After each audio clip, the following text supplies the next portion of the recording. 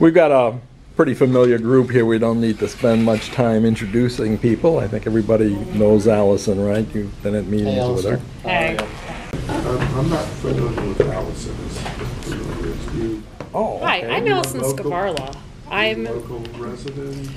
I'm a teacher in the Rochester City School District. In school.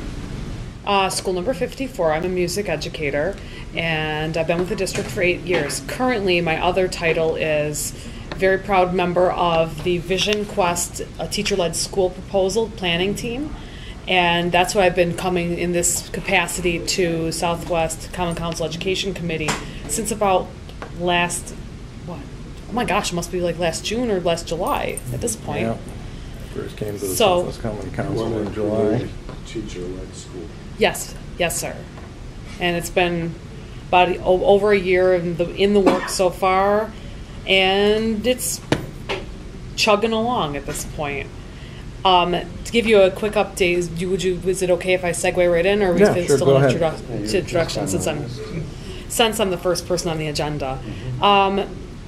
Our main things right now have been setting up meetings following the Dr. Vargas meeting. We spoke last month with those that were present here at this Education Committee on the results of the Dr. Vargas meeting, which were mixed, but the more I think about it, it really was the questions that they were asking were appropriate questions in terms of fleshing out our proposal. To that end, we have taken a lot of time fleshing out our governance and our audition process, entrance process, sections of our proposal, which I believe you have the new updated proposal, and I don't know whether you've put that on this location 19 or anything yet. I'm not sure. I know that we sent it to the other members of the schools committee that were there when you came in and talked. I don't know if I posted it yet. I'm going to double check that. So is this a new school, or is it an existing school which will have new governance? It is going to be both, really. I mean, what we're looking at right now is a radical conversion of an existing school that's on the focus or priority level for the city's school district, and our focus has been in the 19th Ward area, given the fact that this is something that the neighborhood really could use. We are in love with the neighborhood, and that's why we targeted it. We have parents from the neighborhood that are part of our committee. Unfortunately, they couldn't be here tonight due to their weddings and honeymoons, subsequent honeymoons. So that's really been our focus. It's an active learning, inquiry-based School of the Arts. And we did a big presentation to the 19th Ward the 19th Ward Schools Committee last month. My colleague Tom Cole, who would be our principal, and I went there and discussed that at length. They raised several really good questions most were addressed throughout the proposal, and others raised good topics for discussion and are things that we're going to hit next on our agenda. One of the first things I did was scheduled a meeting to talk with Caterina Leone Menino, who is the director of School Innovation. Yeah, the director of School Innovation. And we're going to be sitting down with her next week to speak about grant-based and other traditional and non-traditional funding sources to keep Vision Quest a sustainable model. Which school do you want to convert?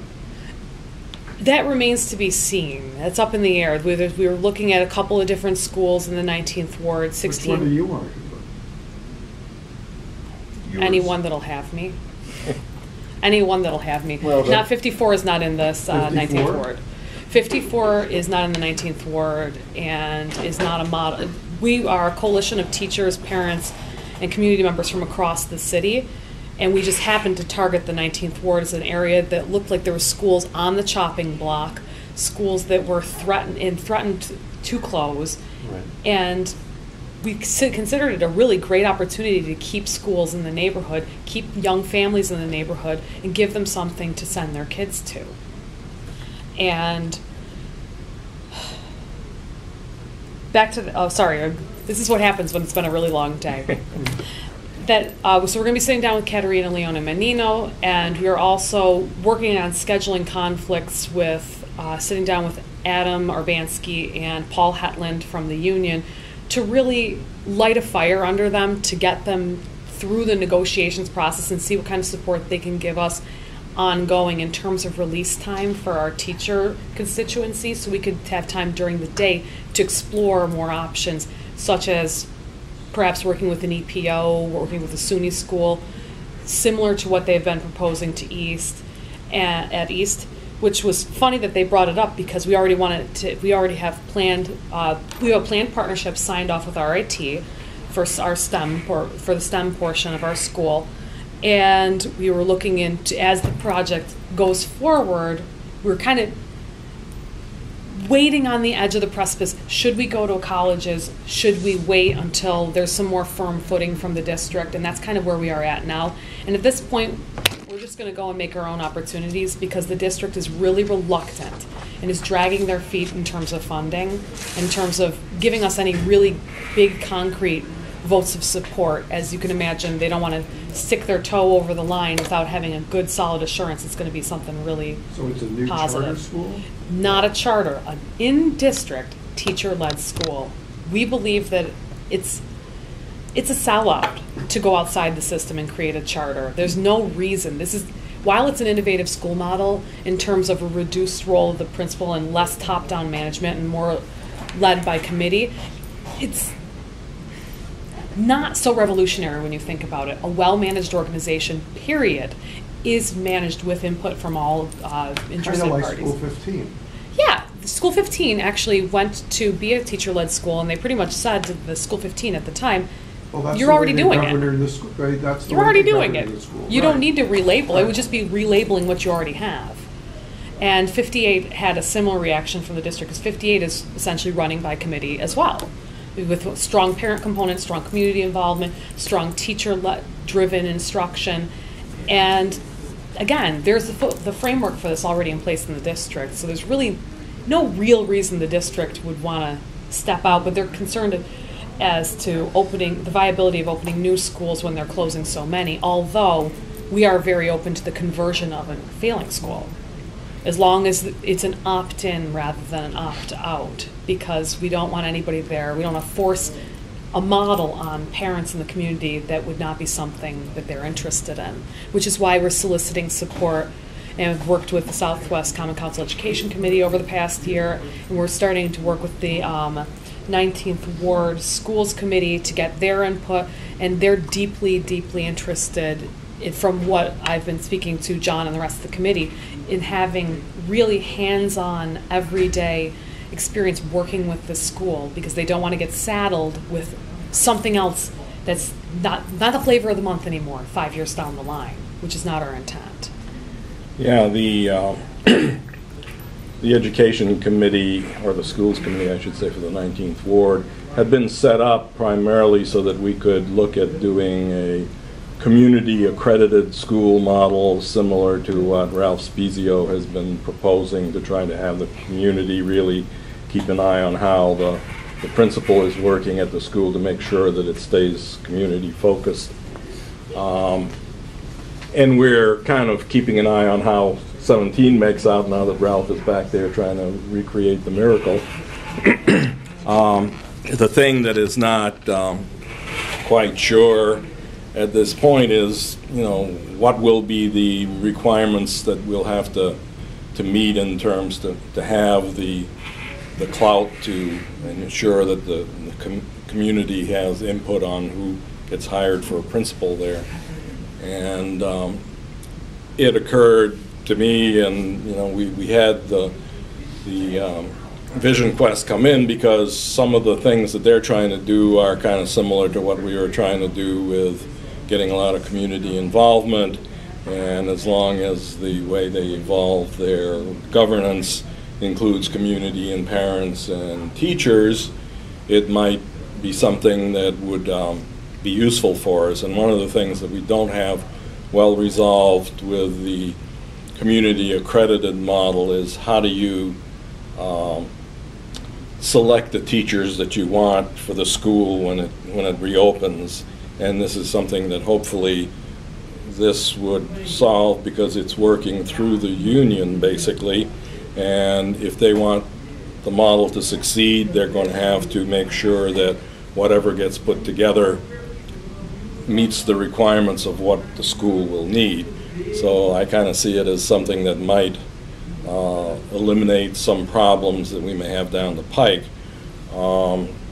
But, you know, one of the big questions that has been hanging over some of the people on the schools committee is, teacher-led schools, does that really work? You know, because there isn't a whole lot of evaluation out there that we've found anyways, and that's what you hopefully have come up with. Well, what does that mean? Does it really work? What's the objective? Well, there's, you know, we have some people who are, you know, from industry where it's more of a top-down management style, and this is more of a democratic. What's the objective of this whole effort? What does it hope to achieve?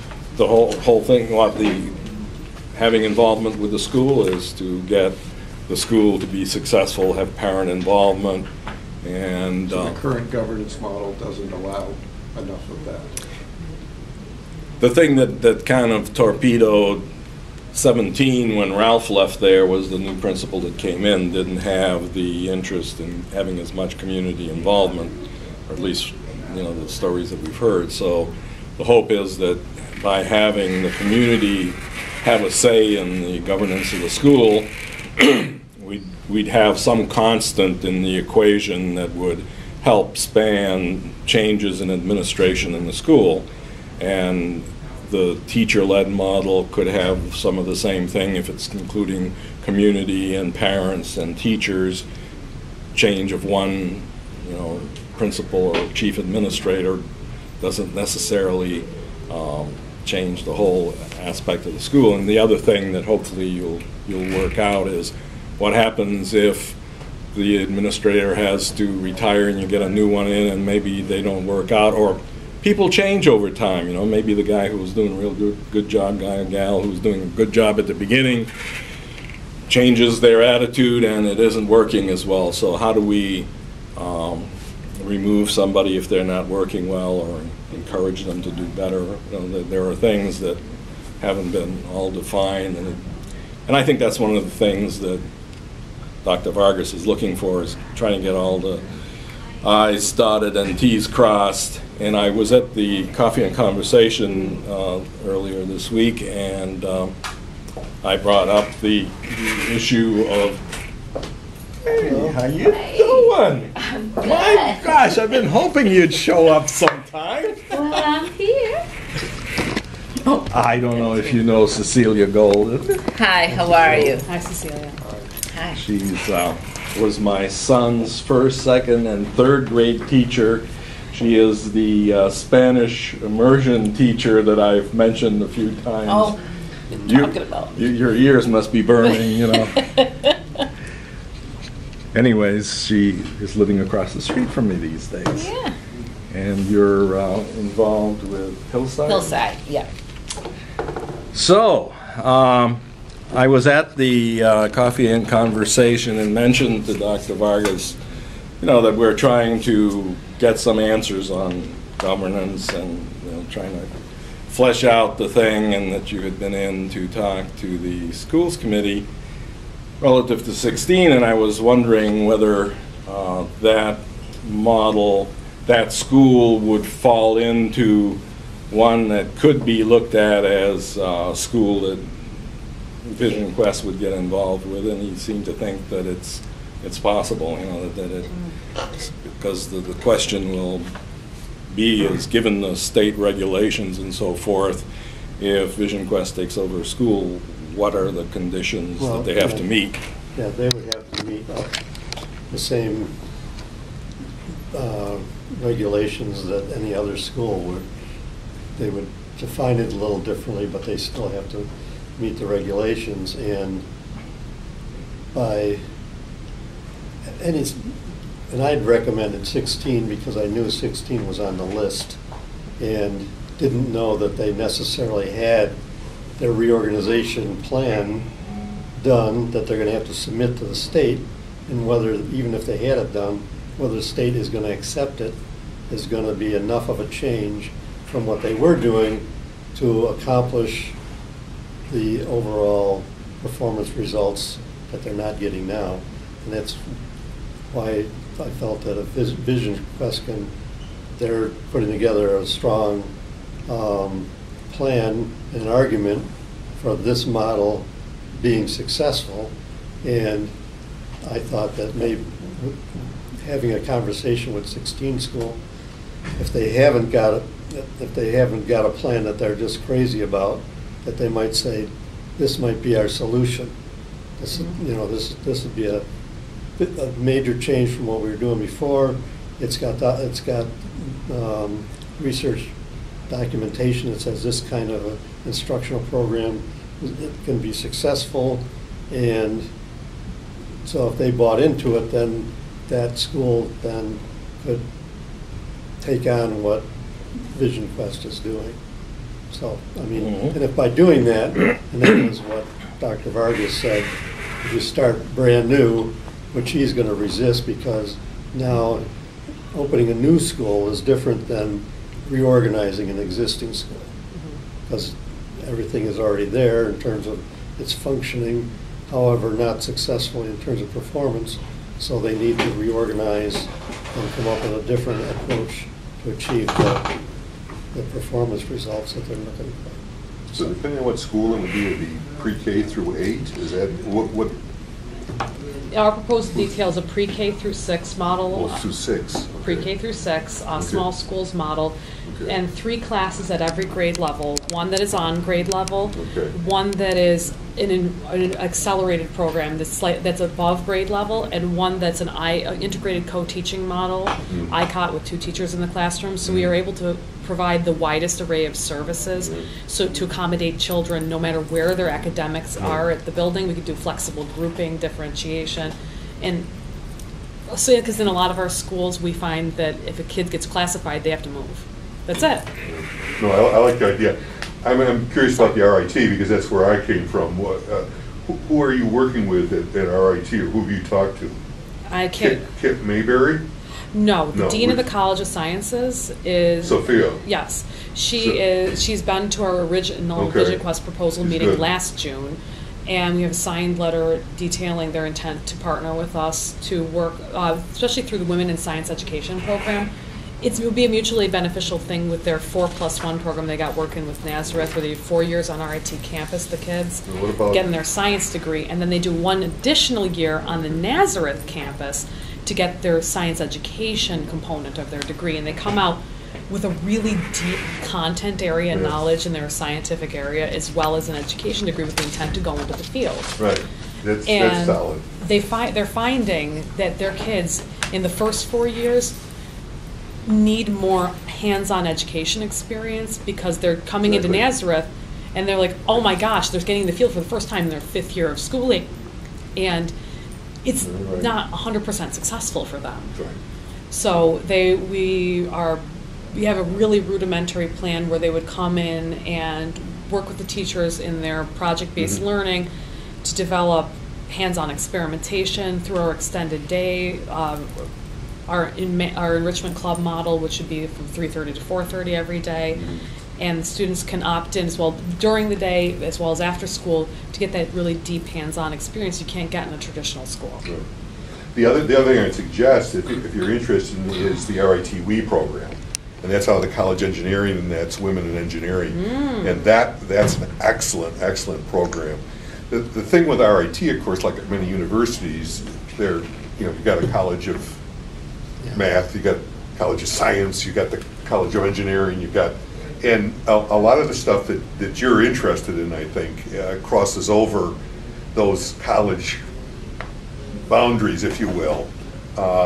I've worked with the K-12 RIT program, to be honest with you. It's not that useful. Your idea of going directly to the college and looking at very specific programs, I think, is absolutely the way to go. I'd suggest you, if you can, they've got a nice website, but Women in Engineering. Got it. The dean and I used to be the only ones on the council. The rest of them were all women. I don't know why. Something else that I wanted to have my friend Bart Barlow look at the the write-up for the school in terms of literacy, because he's considered to be one of the top literacy teachers, and he's written and lectured all over the country on literacy. So that's the first thing he looks at with any model, is to say, how, show me how they're teaching literacy and how. So anyway, I just wanted to take that write-up that you had at the meeting with Dr. Vargas and just let him take a look at that and see if he has any questions, recommendations, or anything. Absolutely. Just remind him that it is in draft form. It's Yeah. not really fully fleshed out at this point. As we go forward, we're looking for, we'll take input from all comers. Yeah, he's especially, been real busy anyway, so I figured it wasn't critical at this moment, but it's something that's on my list of things that. Well, we certainly appreciate it, Robin. That brings me to the next thing. A question was raised with the 19th Ward Schools Committee is, like John said, what are teacher-led schools? Why would they work? Why are they more effective than a traditional school model? It's a new reform model that's coming in across the country. Specifically, it's coming in large urban districts. And what I've prepared is a list of resources it's a mixed bag between scholarly books, journal articles, case studies, research articles, all detailing the stories of different magazine articles. Oh, good gracious. Sorry about that. Let me turn this off. Don't you hate when that happens? In the middle of a presentation. I know. Usually I turn it off because everybody hates my ringtone. I think it's cool. But thank you very much. This is it's not by no means a comprehensive list, and when I get a little more free time, I'm going to dig deeper. But this is what I came up with at first blush. Charles Taylor Kirchner is at the top of your list. He's a California teaching professor. He did a case study of the Avalon School in St. Paul, Minnesota, and it gives a really in-depth, and I brought it with me for anybody that wants to take it home just for funsies. Can teachers run their own schools? Tales from the Islands of Teacher Cooperatives, and it really details what they do, how they do it, and why it's working. I haven't dug into it too much. There's that. Also, he cites this as one of his sources, Richard Ingersoll, who's at University of Pennsylvania, and he's done a lot of really interesting research in education and educational leadership. And it'd be worth taking a look at his book and articles on school organization and accountability, as well as one of the things that Mr. Kirchner cites. It seems like a no-brainer. Happy teachers create happy students, which creates higher achievement. And teacher-led schools make teachers really happy and feel fulfilled in their job. You notice that one of the big areas of education research right now is a lack of teacher satisfaction due to all the jobs that are piling onto them, and a feeling of lack of control over their own destiny and the ability to educate their students in the way they feel that their students need. Teacher-led schools are the answer to that. And they're starting across the country. LA Unified has 48 schools within their district that are essentially teacher-led. They're giving them large amounts of control in a variety of areas, including governance and finance and everything that we would be mirroring in the VidGeDquest proposal. It's already there. It's already working. Another book, Trusting Teachers with School Success, examines profiles of, I want to say, 4 or 5 different teacher-led schools across the country that have been in existence for a number of years and what they're doing and how it is successful with their students. Again, by and large, these are schools located in urban areas. School Redesign Forum, where you can go online and talk with other teachers, school leaders, community members about what they're doing in terms of school innovation and teacher-led school model. Teacherpreneurs is another great book with allowing teachers to have that professional freedom and elevating them without necessarily taking them out of the classroom. For most teachers in the traditional model, the only avenue to career advancement is becoming an administrator, which means you're immediately out of the classroom. immediately, and then you lose touch with reality, more or less. And we want to avoid that model. In fact, in our Vision Quest proposal, our principal would be not only a co-leader with everybody else, he would still have a foot in the classroom, like I believe is discussed in this book, Teacherpreneurs.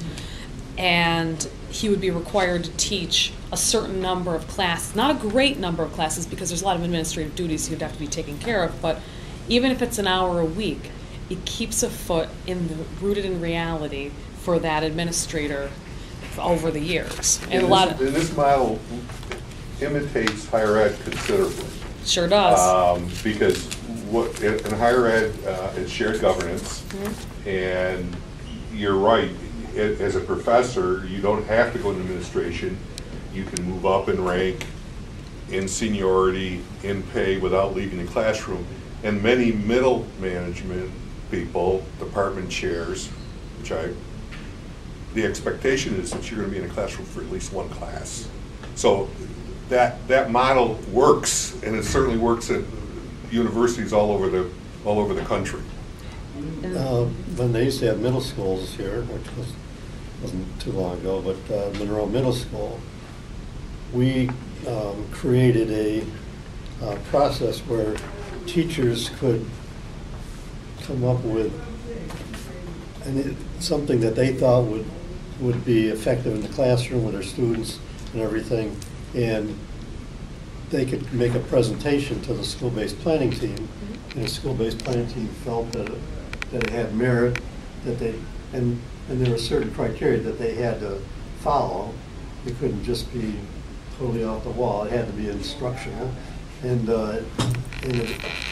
so we had those criteria. And if they were interested in doing that, and several did, then they would write up a proposal. They would ask to present to school-based planning. They'd do that.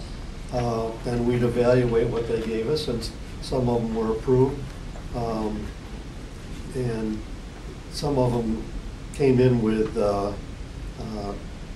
proposals for grants that they were already aware of. So I mean, they did all the work, and at that time Monroe was one of those schools that had control of their budget. Basically, we were given, here's how much money you have based on the number of students you have and so forth, and you decide how we're going to be using it.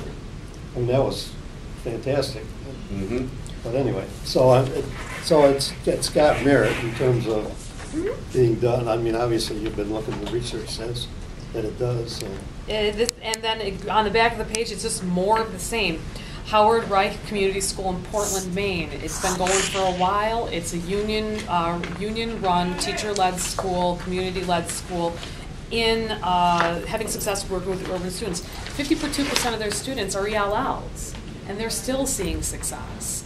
The teacher-led model works by allowing the teachers that freedom and the community to address the needs that the kids have without too much oversight.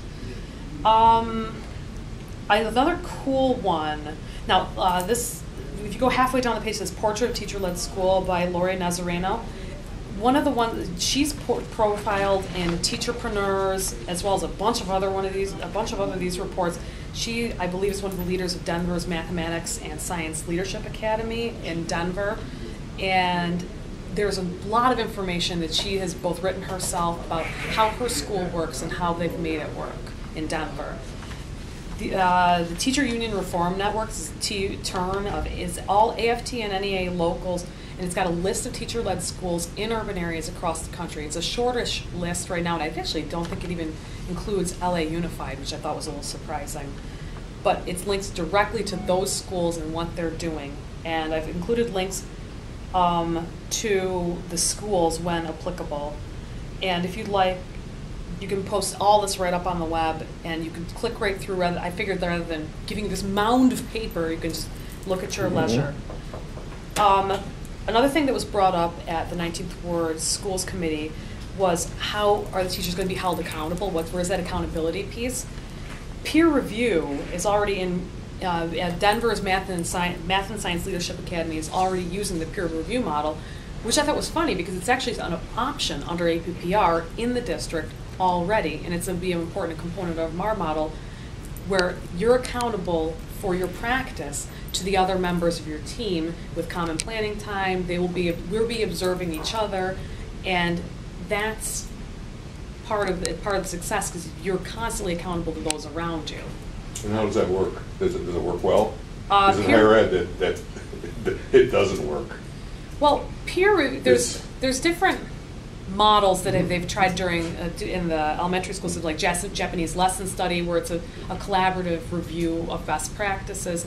We're in the first year, or no, I can't remember if it was the first or second year of peer review in the city schools, and I can't speak to how it personally works in my area because there are no accredited peer reviewers for music. But I can give you more information in the near future, because I will likely become a peer reviewer in the next several months. So, because I'm already a mentor. You have to be a mentor first and then a peer reviewer. And it's in the city, they have it down to a science in terms of the mentorship program. And the mentors are very highly regulated. They're given a lot of hands-on training. So they essentially are getting the same training or more, I believe, than the administrators are getting in terms of how to successfully evaluate and collaborate with a colleague, be it a new teacher or a veteran teacher. So there's that. Happy reading. I can't wait. I honestly, here's another one. One of Richard Ingersoll's, I got a couple different ones, teacher turnover and teacher shortages and organizational analysis. And it's those things that I talked about earlier about happy teachers make happy schools, translates to more success. And it's in here, as well as short on power, long on responsibility. I have a couple different journal articles from Educational Leadership, which is, I would imagine, something traditionally marketed towards principals and administrators of that nature. But I think it's something, there's a lot of articles that are really applicable to the Vision Quest model and supports what we're doing, because it's not really that crazy when you think about it. And here's another paper copy of the Kirchner's article, and then there's his case study. Great. There's all that. Rochester Teachers Center, race sensitivity training. We talked in depth at the last meeting, John and I and Sean, who's another community member, about the lack of training on cultural competency with city school district employees as a whole. You have to. We were told by 19 schools principal that there is a mandatory by the district, with the exception of this year because there's no after-school PD. It's supposed to be a mandatory 1 hour of professional development each year on race and education issues and educational justice, and it was 1 hour. Well, in an hour, we'll cover it all. To the best of my knowledge as a teacher in 8 years, I just because I want to make sure I'm not saying something incorrectly. Maybe I've had some training, but it would be in the 2 and 3 range over 8 years, 2 and 3 hours. Now, I have self-selected, as well as the rest of the members of the Vision Quest team. We're working together with the Rochester Teachers Center to develop our curriculum and make sure that we're covering race and education issues appropriately and eliminating cultural biases and et cetera, going forward with our curriculum. But I felt as a teacher, really? You're supposed to have that kind of training? And when? When have we had that training? So I was asked to reach out to the director of, it was also considered at this council meeting last month that they wanted more training on that kind of thing here. And I reached out to Dr. Susan Goodwin and Yolanda Montalvo with the Rochester Teachers Center, and I received a response back from Dr. Goodwin, who stated that she'd be happy to come in and work with us as a Southwest Common Council Education Committee in whatever way we really wanted, and just let her know what we wanted, what we needed, and she can direct us to the right thing. She's bringing in national clinicians and scholars on the regular. I mean, she's really got some heavy hitters coming in, and they've got a lot of training. She's written a book, New Thinking and 7 Constructs of Urban Education. She can come in and give training herself. And it would be really based upon what this committee would be interested in. Dr. Sante's on her list, and she brings him in regularly, and Yep. she's on. And one of the books on my reading list is Afrocentricity, which is his book. It's really cool. He was just in for a training Yeah. that we all went to about a month ago. Yeah. Yeah, Bob wishes that when she's doing this, and you've been, is to let folks in the community that are involved with that, those kind of things as well. She used to invite me to all of those in-services years ago, and so I know Susan very well, because I would go, she would invite me, I'd go to all these in-services, and then it stopped, and then I asked her again a year ago, and she said, oh, then, she said, I'll include you, I'll send you email invitation and everything, and I never got anything, but I know she's got a lot on her plate too, so, and also, I think there are other people saying, you know, these are the people you need to invite, or, you know, there's, that maybe I got taken off the list, not by her, but somebody, you know, other people who felt, you know, why would he be on the list? I think I think it's really less of a other people thing and more of a, she's got a lot of irons in the fire right now, and we found we missed a couple of different important parts of our training in terms of email miscommunication, because Dr. Goodwin is that good that she's just involved in everything. So I'm really excited about this opportunity for this committee to get trained by Dr. Goodwin or somebody of her choice, get her input on where this should go next. I think it'd be really, really beneficial. And so there's that. Yeah, and get on the Bail Bob's email blast list, or at least go to the calendar, because we're putting out a lot of programs, more than she can do, because she's just one person. Yeah, it's one person, and because we have a program every week. It's usually a film and a discussion, and so it's not in place of, but in addition to what she's doing. So there you have it. Great. One thing that we had talked about at the schools committee meeting that was one of the concerns they had, since this is, you know, there's a selection process for students, and there was some concern that, are we going to meet the needs of all the students in the community, because we started off looking at it should be a community school, neighborhood school. Now we're looking at possibility of going with a Vision Quest model, which was intended to be in part a magnet school. So you're kind of trying to do two things at once, take care of all the kids and yet encourage and select the ones who will excel in arts and music and, you know, the various offerings that the school has. Have you thought any more through as to the selection process, as to how it would try to address, you know, the student who comes but is not in the best of shape in terms of a lot of family support, or how do we take care of those kids that normally the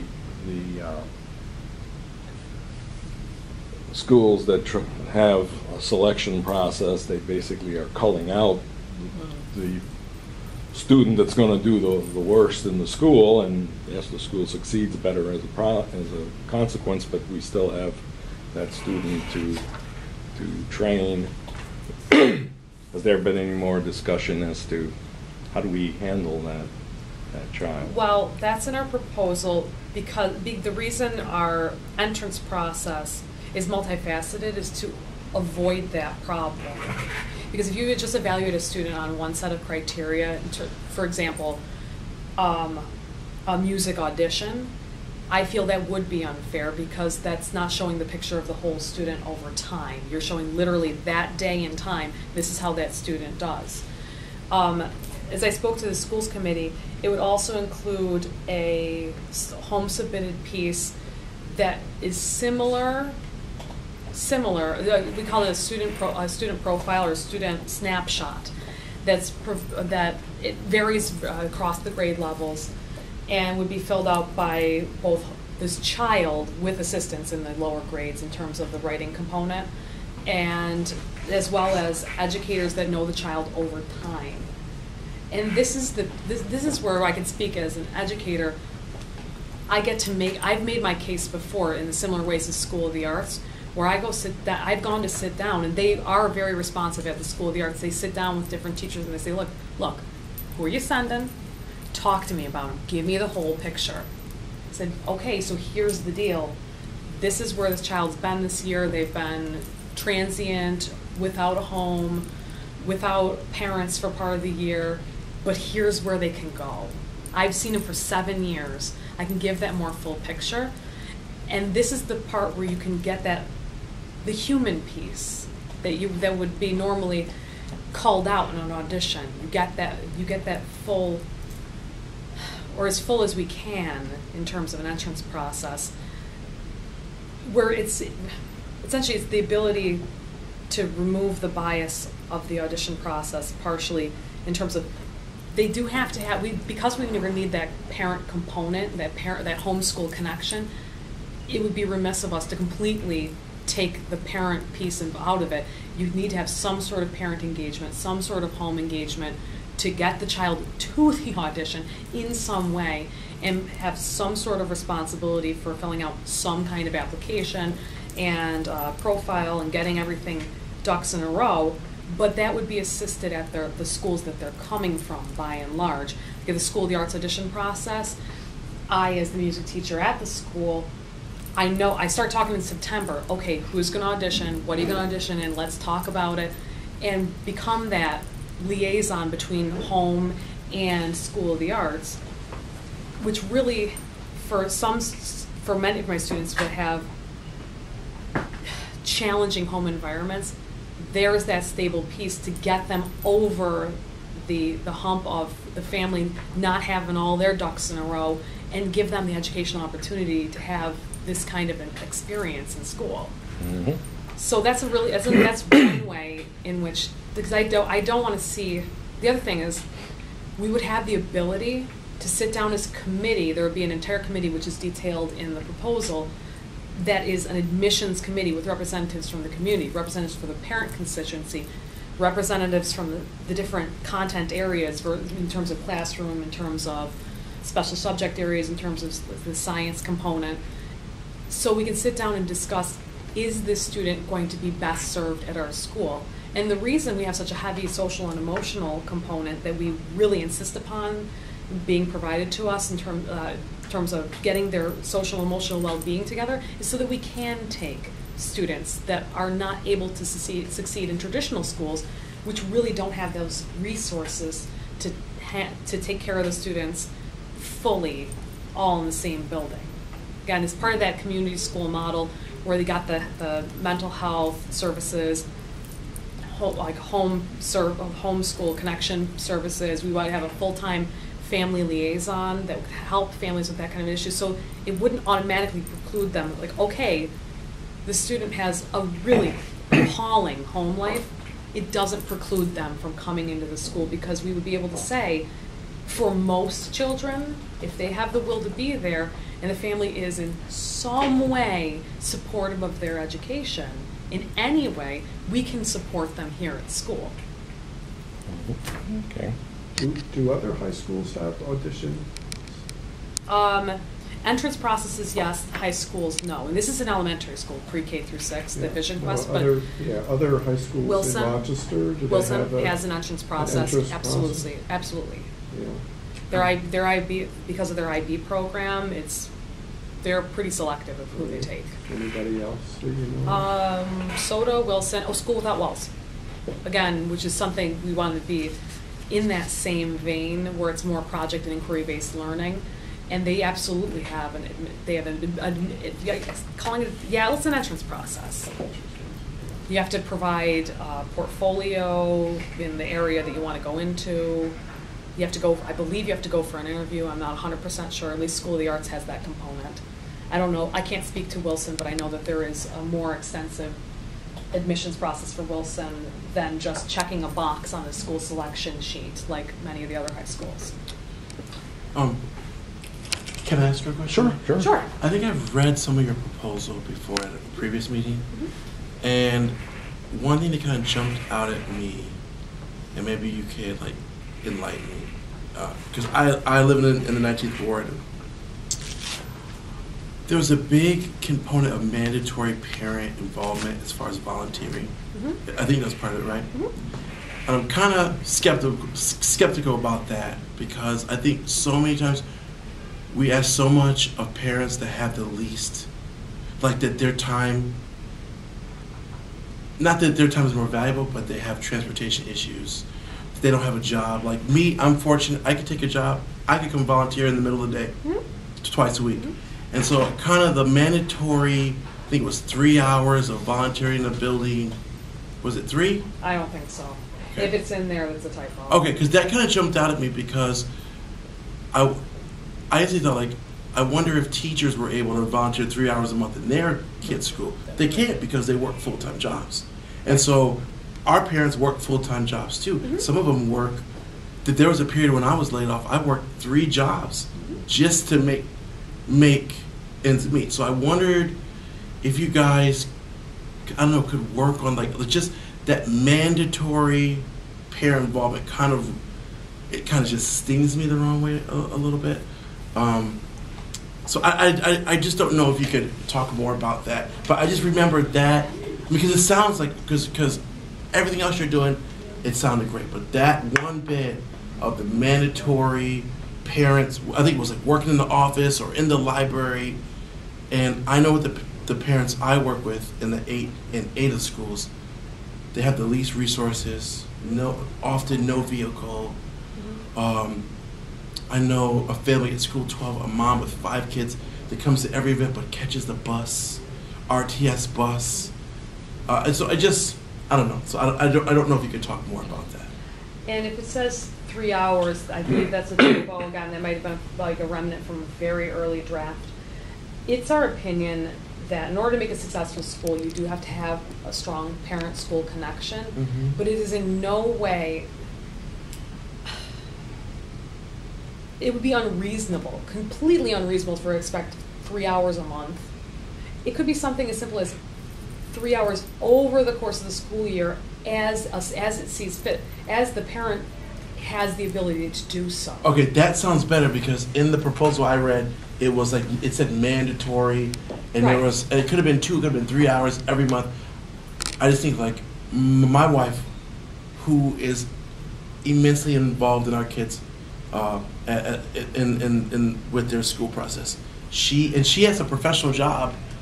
She couldn't give 2 hours a month, but it doesn't mean that she's not an engaged parent, or that she's an involved parent. And I think I'm on a panel of people that work with parents, and we're trying to define what parent engagement is. Like parent engagement could be every single paper that's sent back with the child to the house always comes home signed, always comes back signed and turned in on time. To me, that's parent engagement. It might not necessarily mean that they're in the building, but they are engaged in their child's education. So I feel better now about it being a course over a school year rather than mandatory every month. No, that would mean that would be unreasonable. And also, there's so many different ways a parent can be involved that are outside the school day. Right. Because of the mandatory enrichment clubs, we'll have things that are outside of normal school business hours. Right. We'll have evening concerts. Come to a concert. Right. Fold a program. Right. It can be as simple as that. Anything that you can give from your time, we are grateful to have. We just don't want to get into a situation where, with a parent, you see in a lot of schools, that for one reason is purposefully disengaged from their child's education. The parent that would be signing every single thing and sending it back, I agree with you. That is a parent that's engaged in their child's education. If I can get them on the phone, they're engaged. If they're willing to talk with us, they're engaged. Yeah, and it's good too to think sometimes there's reasons why parents don't come into the building. It could have been a bad experience that they had. It's like if they walk in the doors of a building, it's a flashback to their childhood education and their failure, or their teacher's failure, or their parents' failure. So there's so many reasons why parents aren't coming into the building. You know, the person that can solve that code is going to be a billionaire. And that's why with our community engagement piece, that we want to make sure that it is that kind of environment that the parents do want to come into, even if they've had a bad experience in the past. I don't want to speak for you, Cecilia, but Cecilia started as a grade school teacher, and then you were principal somewhere along the way. Actually, I started as a high school. A high school teacher? I was high school Spanish teacher and high school bilingual reading teacher. When I taught Jarrett, I came to school 19 from Franklin. So my transition was from seniors to first grade. That almost broke me. So, yeah, and I've been a school principal and reading supervisor for the district and left as chief academic officer for the district. So I was a student as a kid at school 19. And then I came back and taught at school 19. So that was like Miss Thomas. You probably know Miss Thomas. Eva Thomas. She's a principal at 19. She was a student there. Okay. She taught there, and now she's the principal there. So now so 19 has something going on there. 19 was a great school. Absolutely great. So, it's interesting to hear this. I have not read the Vision Quest proposal. As I sit here, I hope that, and you're talking about school 16? Whoever in the 19th ward will have us. There's a couple different schools we've been looking at. I don't want to pigeonhole us because 16 may not be receptive, and I don't want to put their name out there in that way if they're not receptive to us coming in. Well, I'm teaching a reading course right now at the Rochester Teachers Center for teachers. So I've got my hand back into it. And there's much work to be done. And I think that, I'm sorry, what's your name? Eric Stevens. Eric. I think that Eric is right when he talks about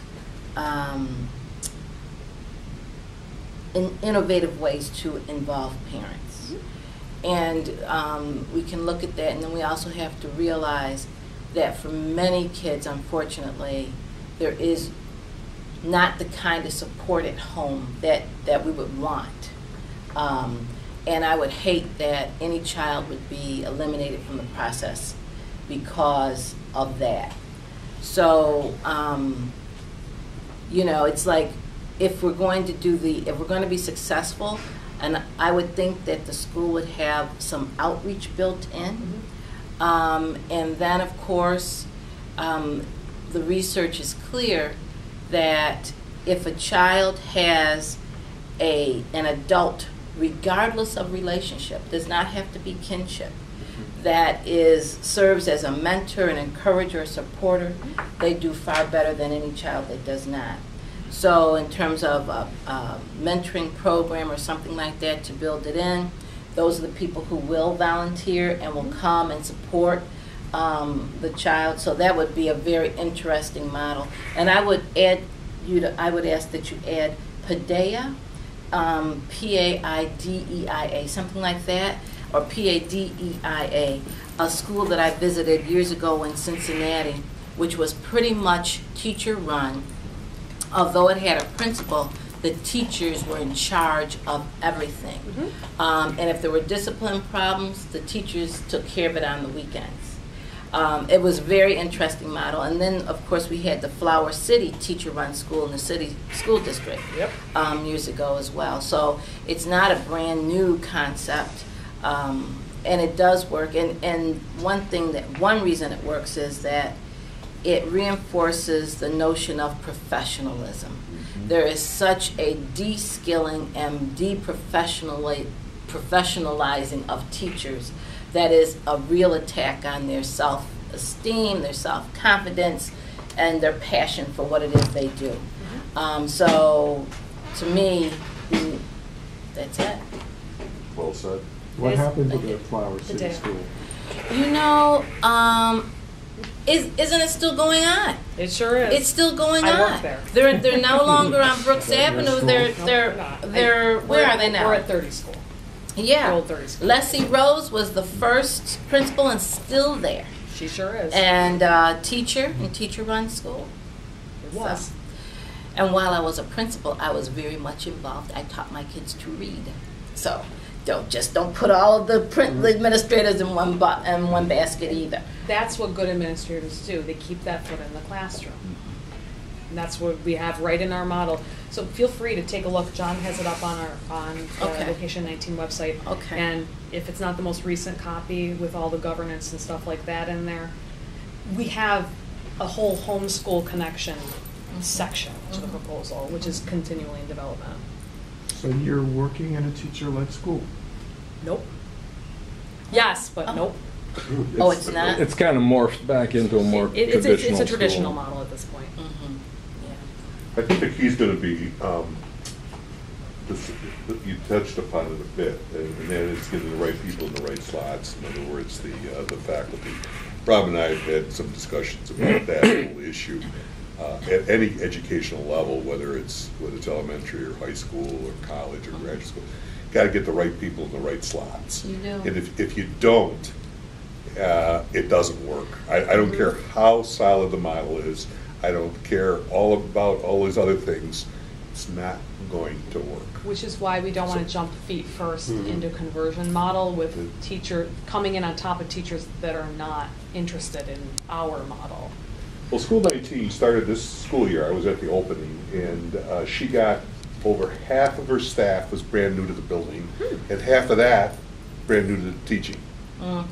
She had not been able to talk to any of them, so she doesn't know what she's going to get. Whenever shows up at the door, knocks, and you open it up, and that's who you got. Now, you may get some stars, what I call stars, and then you can get some some bad news. Quality teaching is key. Not- That is Right. it. Because if you don't, I don't care what else you got. That's right. You're not going to go anywhere. And you have to be able to call that. You have to be able to call it as it is. And when I was doing my class last night, and I said to them, it's quality teachers. You don't talk to me about the kids. You know, we got all kinds. So the way we approached it was quality staff development. We engaged in a lot of very creative staff development, which brought most of them over, and the few that didn't, they had the opportunity to eventually transfer out, and somebody else took their slot. But we solved a lot of that with good staff development. And a good teacher is a good teacher, Yeah. and regardless of what level. But those kinds of things are important as well, components. Mhm. Yeah.